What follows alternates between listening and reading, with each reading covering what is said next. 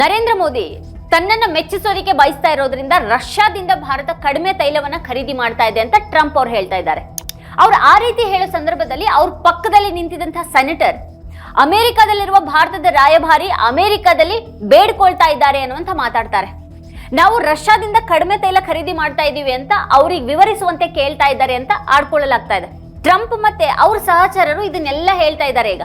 ಆದ್ರೆ ಭಾರತಕ್ಕೆ ಮಾಡಿದಂತ ಈ ಅವಮಾನದ ಬಗ್ಗೆ ಪ್ರಧಾನಿ ನರೇಂದ್ರ ಮೋದಿ ಅವರು ಒಂದೇ ಒಂದು ಮಾತನ್ನು ಹೇಳಿಲ್ಲ.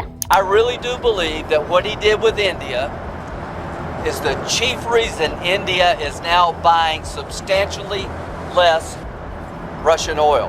So I hope we pass this bill soon. And after this, they wanted to make me happy, basically. He wanted to. Modi's a very good man. Yes, he's a good guy. He knew I was not happy, and it was important to make me happy. They do trade, and we can raise tariffs on them very quickly, and it would be people are very afraid bad of for that. them. Donald Trump ನಮ್ಮನ್ನ ಬಹಿರಂಗವಾಗಿ ಈ ರೀತಿ ಅವಮಾನಿಸುವಂತಹ ಸ್ಥಿತಿಗೆ ಈ ದೇಶವನ್ನ ಯಾಕೆ ತಂದು ಮುಟ್ಟಿಸಲಾಗಿದೆ?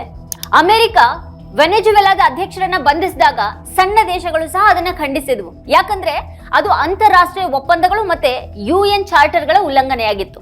ಆದ್ರೆ ಭಾರತದ ಹೇಳಿಕೆಯಲ್ಲಿ ಅಮೆರಿಕದ ಉಲ್ಲೇಖನೇ ಇಲ್ಲ. ಇದ್ರ ಬಗ್ಗೆ ಪ್ರಸ್ತಾಪಿಸುವಂತ ಹಿರಿಯ ಪತ್ರಕರ್ತ ರವೀಶ್ ಕುಮಾರ್ ಅವರು ಮೋದಿ ಅವರು ಯಾಕೆ ಹೆದರ್ತಾ ಇದ್ದಾರೆ ಅನ್ನುವಂತ ಒಂದು ಪ್ರಶ್ನೆಯನ್ನ ಕೇಳಿದ್ದಾರೆ. ಇಂತಹ ಪರಿಸ್ಥಿತಿಯಲ್ಲಿ ಪ್ರಧಾನಿ ಮೋದಿ ಅವರು ಟ್ರಂಪ್ ತಮ್ಮ ಬಗ್ಗೆ ಹೇಳ್ತಾ ಇರುವಂತಹ ಎಲ್ಲದಕ್ಕೂ ಪ್ರತಿಕ್ರಿಯೆ ನೀಡೋದು ಅಗತ್ಯವಾಗಿದೆ.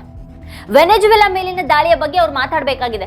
ಈ ವಾಸ್ತವವನ್ನ ಎದುರಿಸದೇನೆ ಸುಮ್ಮನಾದ್ರೆ ಹೇಗೆ ಅನ್ನೋದು ಪ್ರಶ್ನೆ. ಈಗ ಭಾರತದ ವಿದೇಶಾಂಗ ನೀತಿಯನ್ನ ಈಗ ಆಳವಾದ ಮೌನಕ್ಕೆ ತಳ್ಳಲಾಗಿದೆ. ಮೋದಿ ದೀರ್ಘ ಮೌನವನ್ನೇ ಮತ್ತೆ ಮತ್ತೆ ಯಾಕೆ ಆಯ್ದುಕೊಳ್ತಾ ಇದ್ದಾರೆ? ಮೌನವಾಗಿರೋದನ್ನ ತಮ್ಮ ದೊಡ್ಡ ಕುಶಲತೆ ಅಂತ ಅವ್ರು ಅನ್ಕೊಳ್ತಾ ಇದ್ದಾರಾ? ಟ್ರಂಪ್ ಹೇಳ್ತಾ ಇರುವ ಪ್ರಕಾರ ಪ್ರಧಾನಿ ಮೋದಿ ಅವರು ಟ್ರಂಪ್ ಅವರನ್ನ ಸಮಾಧಾನ ಪಡಿಸೋದಕ್ಕೆ ಪ್ರಯತ್ನ ಪಡ್ತಿದ್ದಾರೆ. ಯಾಕಂದ್ರೆ ಟ್ರಂಪ್ ಮೋದಿ ಮೇಲೆ ಕೋಪಗೊಂಡಿದ್ದಾರೆ. ಇದನ್ನ ಹೇಗೆ ಅರ್ಥ ಮಾಡ್ಕೊಳ್ಳೋದು ಮತ್ತೆ ಇದನ್ನ ಅರ್ಥ ಮಾಡ್ಕೊಂಡ ನಂತರದ ಸ್ಥಿತಿ ಏನು? ಪ್ರಧಾನಿ ಮೋದಿ ಅವರು ಇದನ್ನ ಅವಮಾನ ಅಂತ ಪರಿಗಣಿಸೋದಿಲ್ಲ. ಟ್ರಂಪ್ ಮಾತಾಡ್ತಾನೆ ಇರ್ತಾರೆ ಮತ್ತೆ ಮೋದಿ ಅವರು ಮಾತಾಡೋದಿಲ್ಲ.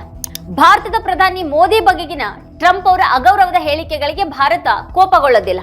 ಟ್ರಂಪ್ ಹೋಗುವಂತ ಜಾಗತಿಕ ವೇದಿಕೆಗಳಿಗೆ ಮೋದಿ ಅವರು ಕೂಡ ಹೋಗೋದನ್ನ ನಿಲ್ಲಿಸಿಬಿಟ್ಟಿದ್ದಾರೆ. 2025ರಲ್ಲಿ ಟ್ರಂಪ್ ಅತಿರೇಕದ ಸುಂಕಗಳನ್ನು ವಿಧಿಸುವ ಮೂಲಕ ಇಡೀ ಜಗತ್ತಿಗೆನೆ ಶಾಕ್ ಕೊಟ್ರು.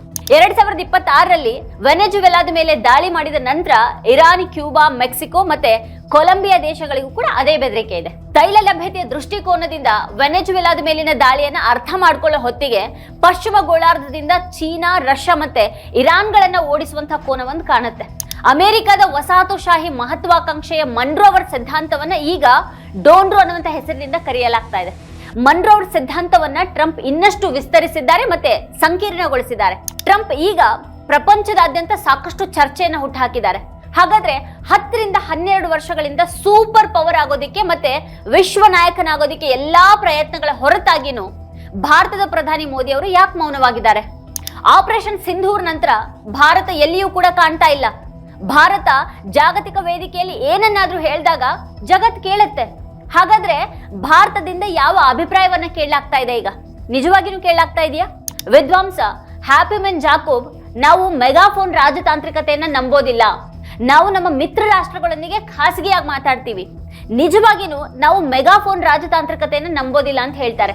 ಆದ್ರೆ ರಾಜತಾಂತ್ರಿಕತೆಯನ್ನ ಒಂದು ಈವೆಂಟ್ ಆಗಿ ಪರಿವರ್ತಿಸುವಂತ ಭಾರತ ಸರ್ಕಾರ ಮೆಗಾಫೋನ್ ರಾಜತಾಂತ್ರಿಕತೆಯನ್ನ ನಂಬೋದಿಲ್ಲ ಅಂತ ಹೇಳಿದ್ರೆ ಅದನ್ನ ಯಾರು ನಂಬ್ತಾರೆ ಅನ್ನೋದು ಪತ್ರಕರ್ತ ರವೀಶ್ ಕುಮಾರ್ ಅವ್ರ ಪ್ರಶ್ನೆ ಆಗಿದೆ. G20 ಲೋಗೋವನ್ನ ದೆಹಲಿಯಾದ್ಯಂತ ಮತ್ತೆ ದೇಶಾದ್ಯಂತ ಅಂಟಿಸಲಾಗಿತ್ತು. ಅದನ್ನ ನೀರಿನ ಟ್ಯಾಂಕ್ಗಳ ಮೇಲೂ ಕೂಡ ಅಂಟಿಸಲಾಗಿತ್ತು. ಇದು ಮೆಗಾಫೋನ್ ರಾಜತಾಂತ್ರಿಕೆ ಅಲ್ವಾ ಅಂತ ರವೀಶ್ ಅವರು ಕೇಳ್ತಾರೆ. ಹಿಂದಿ ಭಾಷಿಕ ಪ್ರದೇಶಗಳಲ್ಲಿ ಪ್ರಚಾರಕ್ಕಾಗಿ ಮೆಗಾಫೋನ್ ರಾಜತಾಂತ್ರಿಕತೆ ಸರಿ, ಆದ್ರೆ ವೆನೆಜುವೆಲಾದ ವಿಷಯ ಬಂದಾಗ ಅವರು ಮೆಗಾಫೋನ್ ರಾಜತಾಂತ್ರಿಕತೆಯಲ್ಲಿ ನಂಬಿಕೆಯನ್ನ ಇಡೋದಿಲ್ಲ ಅನ್ನೋದೇ ವಿಚಿತ್ರ. ಇದು ಪ್ರಧಾನಿಯವರು ಪದೇ ಪದೇ ವಿದೇಶ ಪ್ರವಾಸವನ್ನ ಮಾಡ್ತಾ ಇದ್ದಾರೆ. ವಿದೇಶದಲ್ಲಿರುವಂತಹ ಭಾರತೀಯರಿಂದ ಸ್ವಾಗತವನ್ನ ಪಡಿತಾ ಇದ್ದಾರೆ. ಇಷ್ಟು ಹಣ ಖರ್ಚು ಮಾಡ್ತಾ ಇದ್ದಾರೆ, ರ್ಯಾಲಿಗಳನ್ನ ನಡೆಸ್ತಾ ಇದ್ದಾರೆ, ಭಾಷಣಗಳನ್ನ ಮಾಡ್ತಾ ಇದ್ದಾರೆ. ಪ್ರಧಾನಿಯಿಂದ ರಾಷ್ಟ್ರಪತಿಯವರೆಗೆ ಎಲ್ಲರನ್ನು ಕೂಡ ಆಲಂಗಿಸಿಕೊಳ್ತಾ ಇದ್ದಾರೆ, ಫೋಟೋಗಳನ್ನ ತೆಗೆದುಕೊಳ್ತಾ ಇದ್ದಾರೆ. ನಾವು ಜಾಗತಿಕ ವೇದಿಕೆಗೆ ಬಂದಿದ್ದೀವಿ ಮತ್ತೆ ಶಕ್ತಿಶಾಲಿಯಾಗಿದ್ದೀವಿ ಅನ್ನುವಂಥ ಒಂದು ಕಲ್ಪನೆಯನ್ನ ಇಲ್ಲಿ ಪ್ರಚಾರ ಮಾಡ್ತಾ ಇದ್ದಾರೆ. ಇದೆಲ್ಲ ಮೆಗಾಫೋನ್ ರಾಜತಾಂತ್ರಿಕತೆ ಅಲ್ವಾ? ಇದು ಪ್ರಶ್ನೆಯನ್ನ ಹುಟ್ಟುಹಾಕತ್ತೆ. ಈ ಗದ್ದಲದಲ್ಲಿ ಪ್ರಧಾನಿ ಮೋದಿ ಅವ್ರ ಬಗ್ಗೆ ಟ್ರಂಪ್ ಮಾತಾಡ್ತಾ ಇದ್ದಾರೆ. ಪ್ರಧಾನಿ ಬಗ್ಗೆ ಈ ರೀತಿ ಮಾತಾಡಬೇಡಿ ಅಂತ ಭಾರತ ಖಾಸಗಿಯಾಗಿ ಅದನ್ನ ಖಂಡಿಸುತ್ತಾ? ನಾವು ನಮ್ಮ ಪಾಲುದಾರರೊಂದಿಗೆ ಖಾಸಗಿಯಾಗಿ ಮಾತಾಡ್ತೀವಿ ಅಂತ ಜಾಕೋಬ್ ಹೇಳ್ತಾರೆ. ಹಾಗಾದ್ರೆ ಭಾರತವು ವೆನೆಜುವೆಲಾದ ಬಗ್ಗೆ ಅಮೆರಿಕಕ್ಕೆ ಖಾಸಗಿಯಾಗಿ ಏನಾದ್ರೂ ಹೇಳಿದೆಯಾ? ಭಾರತದ ಕಾರ್ಯತಂತ್ರದ ಸ್ವಾಯತ್ತತೆ ಅಂತಂದ್ರೆ ಏನು? ಅಮೆರಿಕ ತನ್ನಿಷ್ಟ ಬಂದ ಹಾಗೆ ಸುಂಕಗಳನ್ನ ವಿಧಿಸ್ತು. ಅವಾಗ್ಲೂ ಕೂಡ ಭಾರತ ಮೌನವಾಗಿತ್ತು. ರಷ್ಯಾದಿಂದ ತೈಲ ಖರೀದಿ ಮಾಡಿದ ಹಾಗೆ ಅಮೆರಿಕ ಭಾರತದ ಮೇಲೆ ಒತ್ತಡವನ್ನ ಹೇರಿತು. ಭಾರತ ರಷ್ಯಾದಿಂದ ತನ್ನ ತೈಲ ಖರೀದಿಗಳನ್ನ ಗಣನೀಯವಾಗಿ ಕಡಿಮೆ ಮಾಡಿತು. ಭಾರತದ ಪೆಟ್ರೋಲಿಯಂ ಸಚಿವರು ಈ ಒಂದು ಮಾಹಿತಿಯನ್ನ ಜನರೊಂದಿಗೆ ಹಂಚಿಕೊಳ್ಳೋದಿಲ್ಲ. ಆದ್ರೆ ಭಾರತೀಯ ರಾಯಭಾರಿ ಟ್ರಂಪ್ ಪಕ್ಷದ ಪ್ರತಿನಿಧಿಗೆ ಅದನ್ನ ರಹಸ್ಯವಾಗಿ ಒದಗಿಸ್ತಾರೆ. ಇದು ಕಾರ್ಯತಂತ್ರದ ಸ್ವಾಯತ್ತತೆನಾ? ಇದು ಅಧಿಕಾರಕ್ಕೆ ಶರಣಾಗತಿ ಅಲ್ವಾ ಇದು? ಈಗ ವೆನೆಜುವೆಲಾ ಮೇಲಿನ ದಾಳಿ ವಿಷಯವಾಗಿ ಭಾರತ ಮೌನವಾಗಿದೆ. ಹ್ಯಾಪಿಮನ್ ಜಾಕೋಬ್ ಮತ್ತೊಂದು ವಾದವನ್ನ ಎತ್ತಿದ್ದಾರೆ. ಆಪರೇಷನ್ ಸಿಂಧೂರ್ ಸಮಯದಲ್ಲಿ ಅಮೆರಿಕ ಭಾರತಕ್ಕೆ ಸಹಾಯ ಮಾಡಲಿಲ್ಲ, ಆದ್ರಿಂದ ಭಾರತ ವಾಷಿಂಗ್ಟನ್ ನೊಂದಿಗಿನ ತನ್ನ ಸಂಬಂಧ ಸಂಪೂರ್ಣವಾಗಿ ವಹಿವಾಟಿನದ್ದಾಗಿದೆ ಅಂತ ಅರ್ಥಕೊಂಡಿದೆ. ವೆನೆಜುವೆಲಾ ಮೇಲಿನ ಅಮೆರಿಕದ ದಾಳಿಯನ್ನ ನಾವು ಖಂಡಿಸಿದ್ರೆ ಮುಂದಿನ ಬಿಕ್ಕಟ್ಟಿನಲ್ಲಿ ಅದು ನಮ್ಮ ಎದುರಾಳಿಯ ಪರವಾಗಿ ನಿಲ್ಲುತ್ತೆ ಅಂತ ಹೇಳ್ತಾ ಇದ್ದಾರೆ. ಅಂದ್ರೆ ಅಮೆರಿಕ ಪಾಕಿಸ್ತಾನದ ಪರವಾಗಿ ನಿಲ್ಲುತ್ತೆ ಅನ್ನುವಂಥ ಒಂದು ಕಾರಣಕ್ಕೆ ಭಾರತ ಖಂಡಿಸ್ತಾ ಇಲ್ವಾ? ಚೀನಾದೊಂದಿಗೆ ಏನಾದ್ರೂ ಸಂಬಂಧ ಇದ್ರೆ ಅಮೆರಿಕ ಭಾರತದ ಸಹಾಯಕ್ಕೆ ಬರುತ್ತೆ ಅಂತ ನಾವು ಇನ್ನೂ ಕೂಡ ನಿರೀಕ್ಷೆ ಮಾಡ್ತಾ ಇದೀವ. ಆಪರೇಷನ್ ಸಿಂಧೂರ್ ಸಮಯದಲ್ಲಿ ಅಮೆರಿಕ ಭಾರತಕ್ಕೆ ಸಹಾಯ ಮಾಡದೇ ಇದ್ದುದು ಭಾರತದ ರಾಜತಾಂತ್ರಿಕ ವೈಫಲ್ಯ ಅಲ್ವಾ? ಭಾರತ ಮೌನವಾಗಿದ್ರು ಕೂಡ ಟ್ರಂಪ್ ಭಾರತವನ್ನ ಅವಮಾನಿಸೋದನ್ನ ನಿಲ್ಲಿಸಲಿಲ್ಲ.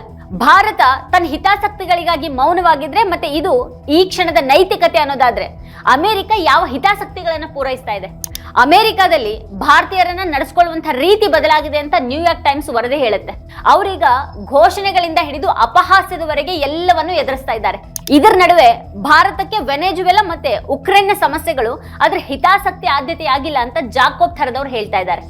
ಅಮೆರಿಕದ ಕ್ರಮಗಳನ್ನ ಖಂಡಿಸೋದ್ರಿಂದ ಭಾರತಕ್ಕೆ ಪ್ರಯೋಜನಕ್ಕಿಂತ ಹೆಚ್ಚು ಹಾನಿ ಆಗಬಹುದು ಅಂತ ಅವರು ವಾದ ಮಾಡ್ತಾ ಇದ್ದಾರೆ. ಟ್ರಂಪ್ ದಾಳಿಯ ಸುತ್ತಲಿನ ಜಾಗತಿಕ ಚರ್ಚೆ ಏನು ಅಂತ ಅಂದ್ರೆ ಈ ಕ್ರಮ ರಷ್ಯಾ ಮತ್ತೆ ಚೀನಾಕ್ಕೆ ಅವರ ನೆರೆಹೊರೆಯಲ್ಲಿ ಮುಕ್ತ ನಿಯಂತ್ರಣವನ್ನ ನೀಡುತ್ತೆ. ಆದ್ರಿಂದ ವೆನೆಜುವೆಲಾದಲ್ಲಿ ಏನಾಯ್ತು ಅನ್ನೋದು ನಿಮ್ಮ ನೆರೆಹೊರೆಗೂ ಸಂಬಂಧಪಟ್ಟಿದೆ.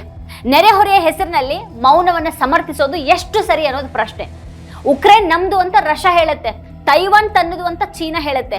ನಾಳೆ ಚೀನಾ ಬೇರೆ ಏನನ್ನಾದ್ರೂ ಹೇಳೋದಿಕ್ ಪ್ರಾರಂಭ ಮಾಡುತ್ತೆ. ಹಾಗಾದ್ರೆ ನಾವು ಯಾವ ಆಧಾರದ ಮೇಲೆ ಖಂಡಿಸ್ತೀವಿ?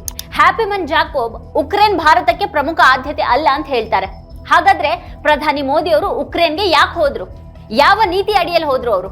ರಷ್ಯಾ ಮೋದಿಜಿಯ ಫೋನ್ ಕರೆಯ ಕಾರಣದಿಂದಾಗಿ ಉಕ್ರೇನ್ ನಲ್ಲಿ ಯುದ್ಧ ನಿಲ್ಲಿಸ್ತು ಅನ್ನುವಂಥ ಸುಳ್ಳು ಪ್ರಚಾರವನ್ನ ಯಾಕೆ ಇಲ್ಲಿ ಮಾಡಲಾಯ್ತು? ಈಗ ಟ್ರಂಪ್ ಅವರ ಆಜ್ಞೆ ಹಾಗೆ ಅವರು ರಷ್ಯಾದಿಂದ ತೈಲ ಖರೀದಿ ಮಾಡೋದನ್ನ ಕಡಿಮೆ ಮಾಡಿದ್ದಾರೆ. ಉಕ್ರೇನ್ ಮೇಲೆ ರಷ್ಯಾ ನಡೆಸಿದಂತ ದಾಳಿಯನ್ನ ಭಾರತ ಖಂಡಿಸಲಿಲ್ಲ. ಈಗ ವೆನೆಜುವೆಲಾ ಮೇಲಿನ ದಾಳಿಯನ್ನ ಖಂಡಿಸ್ತಾ ಇಲ್ಲ. ಹಾಗಾದ್ರೆ ಭಾರತ ವಿಶ್ವ ನಾಯಕ ಅಂತ ಹೇಗೆ ಹೇಳ್ಕೊಳ್ಳುತ್ತೆ? ಮೋಹನ್ ಭಾಗವತ್ ಪ್ರತಿ ಭಾಷಣದಲ್ಲೂ ವಿಶ್ವಗುರು ಅಂತ ಯಾಕೆ ಹೇಳ್ತಾನೆ ಇರ್ತಾರೆ? ಭಾರತದ ಮೌನವನ್ನ ಕಾರ್ಯತಂತ್ರದ ಬುದ್ಧಿವಂತಿಕೆ ಅಂತ ಕರೆಯೋದಾದ್ರೆ ಭಾರತಕ್ಕೆ ಅದರಿಂದ ಆಗ್ತಾ ಇರುವಂತ ಲಾಭ ಆದ್ರೂ ಏನು? ಭಾರತ ಮೌನವಾಗಿರೋದು ಟ್ರಂಪ್ ಮುಖ್ಯನಾ? 6 ತಿಂಗಳಿಗಿಂತ ಹೆಚ್ಚು ಸಮಯದಿಂದ ಸುಂಕದ ಸಂಕಷ್ಟವನ್ನು ಅನುಭವಿಸಲಾಗ್ತಾ ಇದೆ. ಕೆಲವೊಮ್ಮೆ ಸುಂಕಗಳ ಹೊರತಾಗಿಯೂ ರಫ್ತುಗಳ ಮೇಲೆ ಯಾವುದೇ ಪರಿಣಾಮ ಆಗಿಲ್ಲ ಅಂತ ವರದಿಗಳು ಹೇಳ್ತವೆ. ಹಾಗೆ ಕೆಲವೊಮ್ಮೆ ಎಲ್ಲಾ ವಲಯಗಳು ಕೂಡ ತೀವ್ರ ಸಂಕಷ್ಟದಲ್ಲಿವೆ ಅಂತ ವರದಿಗಳು ಹೇಳ್ತವೆ. ರಫ್ತುದಾರರು ಈಗ ಆತಂಕಕ್ಕೊಳಗಾಗಿದ್ದಾರೆ. ಇದು ವ್ಯವಹಾರದ ಮೇಲೆ ಎಷ್ಟು ಪರಿಣಾಮ ಬೀರುತ್ತೆ? ರಫ್ತುದಾರರನ್ನ ಯಾಕೆ ಕೇಳ್ತಾ ಇಲ್ಲ? ಭಾರತದ ಮೌನ ಸುಂಕದ ಸಮಸ್ಯೆಯನ್ನ ಪರಿಹರಿಸಿಲ್ಲ. ಸ್ಪಷ್ಟವಾಗಿ ನಾವಿದನ್ನ ಹೇಳೋದಾದ್ರೆ ವಿದೇಶಾಂಗ ನೀತಿ ವಿಫಲ ಆಗಿದೆ. ಅದು ಯಾವುದೇ ರೀತಿಯಾದಂತಹ ಪರಿಣಾಮವನ್ನ ಬೀರ್ತಾ ಇಲ್ಲ. ಈಗ ಇತರ ದೇಶಗಳು ಕೂಡ ಭಾರತದ ಮೇಲೆ ಸುಂಕಗಳನ್ನ ವಿಧಿಸೋದ್ರ ಬಗ್ಗೆ ಮಾತಾಡ್ತಾ ಇವೆ. ಮೆಕ್ಸಿಕೋ ಈಗಾಗಲೇ ಭಾರತದ ಮೇಲೆ 50% ಸುಂಕವನ್ನ ವಿಧಿಸೋದ್ರ ಬಗ್ಗೆ ಮಾತಾಡಿದೆ. ಆದ್ರೆ ಭಾರತ ತನ್ನ ಮೌನವನ್ನ ಮುಂದುವರಿಸಿದೆ. ಇವತ್ತು ಭಾರತ ಎದುರಿಸ್ತಾ ಇರುವಂತಹ ಪ್ರಮುಖ ಸಮಸ್ಯೆ ಏನು ಅಂತ ಅಂದ್ರೆ ಸರ್ಕಾರ ನಮ್ಮ ಆರ್ಥಿಕ ನೀತಿಯನ್ನ ನಾಶಪಡಿಸಿದೆ, ನಮ್ಮ ರಕ್ಷಣಾ ನೀತಿಯನ್ನ ನಾಶಪಡಿಸಿದೆ, ನಮ್ಮ ವಿದೇಶಾಂಗ ನೀತಿಯನ್ನ ನಾಶಪಡಿಸಿದೆ ಅಂತ ವಿಶ್ಲೇಷಿಸಲಾಗ್ತಾ ಇದೆ. ಒಂದ್ ಕಡೆಗೆ ಅಮೆರಿಕವನ್ನ ನಿಂದಿಸಲಾಗ್ತಾ ಇದೆ, ಹಾಗೆ ಮತ್ತೊಂದ್ ಕಡೆಗೆ ಚೀನಾ ಇದೆ. ಇನ್ನು ಮೂರನೇದಾಗಿ ಪ್ರಪಂಚದಾದ್ಯಂತ ನಿಯೋಗಗಳನ್ನ ಕಳಿಸಿದಾಗ ಒಂದೇ ಒಂದು ದೇಶವು ಕೂಡ ಪಾಕಿಸ್ತಾನವನ್ನ ಖಂಡಿಸೋದಿಲ್ಲ. ಹಾಗಾದ್ರೆ ನಮ್ಮ ದೇಶವನ್ನ ಹೇಗ್ ನಡೆಸಲಾಗ್ತಾ ಇದೆ? ಇವತ್ತು ಯಾವುದೇ ಜಾಗತಿಕ ಬಿಕ್ಕಟ್ಟಿನಲ್ಲಿ ಭಾರತ ನಿರ್ಣಾಯಕ ಪಾತ್ರವನ್ನ ವಹಿಸ್ತಾ ಇಲ್ಲ. ಬದಲಾಗಿ ಭಾರತನೇ ಈಗ ಬಿಕ್ಕಟ್ಟಿನಲ್ಲಿರೋ ಹಾಗೆ ತೋರ್ತಾ ಇದೆ ಅಂತ ಹೇಳ್ತಾರೆ ರವೀಶ್ ಕುಮಾರ್. ಇದನ್ನ ದೇಶದಲ್ಲಿ ಬಹಿರಂಗವಾಗಿ ಚರ್ಚೆ ಮಾಡಬೇಕು ಅಂತ ಅವ್ರು ಹೇಳ್ತಾರೆ. ಅಮೆರಿಕದಲ್ಲಿ ಜನರು ಅಮೆರಿಕದ ವಿರುದ್ಧನೇ ಬಹಿರಂಗವಾಗಿನೇ ಮಾತಾಡ್ತಾ ಇದ್ದಾರೆ. ಸೆನೇಟರ್ ಮಾರ್ಕ್ ಕೆಲ್ಲಿ ಟ್ರಂಪ್ ನಿರ್ಧಾರವನ್ನ ಟೀಕೆ ಮಾಡಿದ್ರು. ಬ್ರಿಟಿಷ್ ಸಂಸತ್ತಿನಲ್ಲಿ ಸಂಸದೆ ಝಾರಾ ಸುಲ್ತಾನ್ ವಿದೇಶಿ ಶಕ್ತಿ ಬ್ರಿಟನ್ ಮೇಲೆ ಬಾಂಬ್ ದಾಳಿ ಮಾಡಿ ಜನರನ್ನ ಕೊಂದ್ರೆ ಅದು ಕಾನೂನುಬದ್ಧನ ಅಂತ ಕೇಳಿದ್ರು. ಬ್ರಿಟಿಷ್ ಪ್ರಧಾನಿ ಅದು ಕಾನೂನಿನ ಉಲ್ಲಂಘನೆ ಅಂತ ಹೇಳ್ತಾರಾ ಅಂತ ಅವ್ರು ಪ್ರಶ್ನೆ ಮಾಡಿದ್ದಾರೆ. 2 days ago, the United States carried out an illegal and unprovoked military attack on Venezuela, killing at least 40 people. During that attack, the Venezuelan president and his wife were abducted from their home and taken to the US on bogus drug-related charges. This Labour government is now refusing to assess whether this is legal. So I ask the Secretary of State this. If a foreign power accused the British Prime Minister of breaking its domestic law, bombed targets in the UK, killed dozens of British citizens and abducted the Prime Minister and his wife in the middle of the night, would the government be able to say that was legal? Or is international law only something that applies when Donald Trump says it can? And in that case, is the Prime Minister and this Labour government anything more than Donald Trump's poodle? ಈಗ America Venezuela ಮೇಲೆ ದಾಳಿ ಮಾಡಿರುವಾಗ ಭಾರತ ಮಾತಾಡ್ತಾ ಇಲ್ಲ. ಭಾರತ ತನ್ನ ಮೌನದ ಮೂಲಕ ರಾಜತಾಂತ್ರಿಕತೆಯಲ್ಲಿ ಹೊಸ ರೇಖೆಯನ್ನ ಎಳಿತಾ ಇದೆ ಅನ್ನುವಂಥ ಒಂದು ಭ್ರಮೆಯಲ್ಲಿ ನಾವಿರಬಾರ್ದು. ಈ ಮೌನಗಳ ಪರಿಣಾಮಗಳು ಗೋಚರಿಸಬೇಕು. ಅದಕ್ಕಾಗಿನೇ ಆಪರೇಷನ್ ಸಿಂಧೂರ್ ಸಮಯದಲ್ಲಿ 30ಕ್ಕೂ ಹೆಚ್ಚು ದೇಶಗಳಿಗೆ ಸಂಸದರ ನಿಯೋಗಗಳನ್ನ ಕಳಿಸಿದ್ರೂ ಕೂಡ ಯಾವುದೇ ಫಲಿತಾಂಶ ಇರಲಿಲ್ಲ. ಅದನ್ನ ಕೂಡ ಬಹಳ ಬೇಗನೆ ಮರೆತು ಬಿಡ್ಲಾಯ್ತು. ಜಗತ್ತು ಪ್ರಶ್ನೆಗಳನ್ನ ಎದುರಿಸ್ತಾ ಇರುವಾಗ ಭಾರತ ಮೌನದ ಹಿಂದೆ ಅಡಕೊಂಡಿದೆ. ವೀಕ್ಷಕರ ಕುರಿತು ನೀವೇನು ಹೇಳ್ತೀರಿ? ನಿಮ್ಗೇನು ಅನ್ಸುತ್ತೆ? ನಿಮ್ಗೇನು ಅನಿಸಿಕೆಗಳಿದೆ ಅದನ್ನ ವಿಡಿಯೋ ಕೆಳಗಡೆ ಕಮೆಂಟ್ ಮಾಡಿ ನಮಗೆ ತಿಳಿಸಿ. ಇದೇ ಹೊತ್ತಿನ ಸ್ಪೆಷಲ್ ನೋಡ್ತಾ ಇರಿ ವಾರ್ತಾಭಾರತಿ. ನೀವಿನ್ನೂ ವಾರ್ತಾಭಾರತಿ ಯೂಟ್ಯೂಬ್ ಚಾನಲ್ ಅನ್ನು ಸಬ್ಸ್ಕ್ರೈಬ್ ಮಾಡಿಲ್ಲ ಅನ್ನೋದಾದ್ರೆ ಈ ಕೂಡಲೇ ಸಬ್ಸ್ಕ್ರೈಬ್ ಮಾಡಿ, ಹಾಗೆ ಪಕ್ಕದಲ್ಲೇ ಇರುವಂತಹ ಬೆಲ್ ಐಕಾನ್ ಪ್ರೆಸ್ ಮಾಡಿ ನಮ್ಮನ್ನ ಪ್ರೋತ್ಸಾಹಿಸಿ.